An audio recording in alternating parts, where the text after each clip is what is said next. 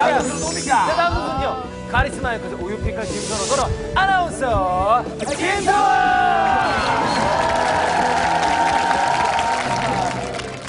한류 열풍을 준비하고 있습니다. 세계 랭킹 1위에 올랐습니다. 가장 유력한 위치에 있다고 뉴타임스가 보도했습니다.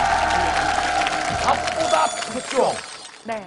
이 특종은요, 보통은 하늘이 내려주는 거라고 해요. 그래요? 기자들이 열심히 취재를 하고 또 사건을 따라다니지만 특종을 만나기란 정말 하늘의 별 따기거든요. 그래서 90년대 중반에 있었던 삼풍백화점 붕괴 사고 같은 경우도 제일 먼저 그 보도를 했던 방송사의 그 기자가 먼지가 뿌옇게 나고 사람들이 웅성웅성한 거예요. 차도 막히고. 가서 보니까 삼풍백화점이 무너졌던 거죠. 그래서 가장 먼저 그 사실을 보도할 수 있었고 그래서 특종상을 탔다고 제가 들었어요. 전설처럼 내려오는 그런 얘기인데요. 보도 특종은 보통은 기자들의 것이죠. 그렇죠. 그런데 기자가 보통 특종을 네. 낸다고 그러는데. 저는 특종상을 탔어요. 네.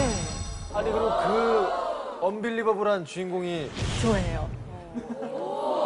아마도 이전에도 그렇고 제 이후도 그렇고 아나운서가 특종상을 타는 건 아마 없을 겁니다. 10년 동안 앵커를 하셨으면 특종을 만날 수 있는 기회가 없지 않습니까? 근데 제가 특종을 만났던 건요. 앵커 이전에 현장을 뛰어다니는 리포터로 활동을 할 때 네.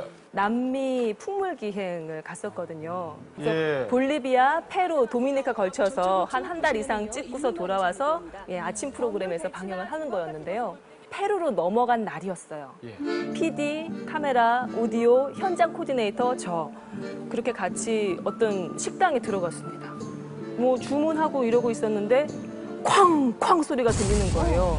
앉은 지 얼마 안 됐는데 페루 현지 뉴스가 시작되는 거예요. 브레이킹 뉴스, 속보가 뜨는 거예요. 페루 일본 대사관에서 페루 테러 단체들이 인질 사건을 벌인 거예요. 당시 페루 그 일본 대사관에 페루에 주재한 전 세계 대사와 그 관계자들이 모여서 파티를 열고 있었는데 일본 대사관에 네, 모였어요. 테러 조직이 자기 그 우두머리가 잡혀갔다면서 석방을 요구하면서 그 모두를 인질로 잡고 폭탄을 터뜨리기 시작한 거죠. 만약에 조금이라도 늦게 그 일본 대사관을 지나쳐서 식당 안으로 들어오지 않았더라면 어쩌면 파편을 맞았을지도 모르는 일이죠. 그래서 정말 큰 뉴스일 것 같은데 서울에 있는 본사에 연락을 해야 되는 거 아닌가. 저희 PD가 한국 본사 SBS에 전화를 했습니다. 그랬더니 당장 그 순간에 그 PD와 저희가 특파원으로 발령이 난 거예요. 그 자리에서. 네. 그래서 그 사건을 취재하라는 겁니다. 그래서 일단 제일 처음 한 일은 페루 현지 뉴스를 적어가지고 전화로 서울 본사에 연락을 해서 페루 방송 이외에 CNN도 오기 전에 제일 처음으로 전 세계에서 처음으로 방송을 합니다. 완전한 특종이었죠. 그런데 뭘 어떻게 할 줄을 모르겠는 거예요. 한국 대사도 지금 인질로 잡혀 있으니까 대사의 부인은 지금 초죽음 상태일 거 아니에요. 한 명씩 이제 사살하기 시작하면 큰일이니까요. 그래서 대사 부인 인터뷰를 하고 PD 자네는 위성 송출 시스템 구축하고 그다음부터는 취재가 막 빨라지기 시작하는 거죠. 일주일 정도가 지났거든요. 근데 그 동안에 하루에 한두 시간, 두세 시간씩밖에 못 잤던 것 같아요. 만약에 정말 폭탄이라도 하나 터뜨리면 큰일이잖아요. 그래서 그게 내려다 보이는 호텔 위에서 돌아가면서 불침번을 쓰는 거예요. 무슨 일이 발생하면 당장 전화해서 취재할 수 있도록. 그런 식으로 보도를 했었죠. 의상이나 헤어는 어떻게 합니까? 머리를 감는 거는 상상할 수도 없고 기자에 걸맞는 복장도 없는 거예요. 저는 등산복 차림으로 저는 리포팅하러 간 거예요. 현장 리포터로.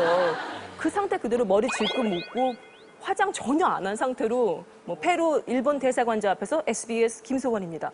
보도를 한 거예요. 세계 풍물 기행 여행을 떠나고 있는 와중에 예. 특종을 잡으려고 갔던 것도 아니고 식당에서 밥 먹는데 갑자기 옆에서 폭탄이 터져가지고 네. 그 장면에 저희들 어렵게 앞으로 했던 거 아닙니까? 사흘째 인질극이 계속되고 있는 페루 주재 일본 대사관전은 아직도 긴박한 대치 상황이 계속되고 있습니다. 김성원 특파원입니다.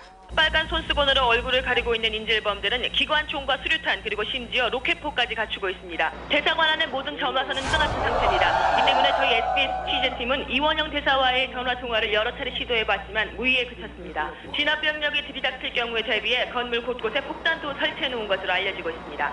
페루 리마의 일본 대사관자 앞에서 SBS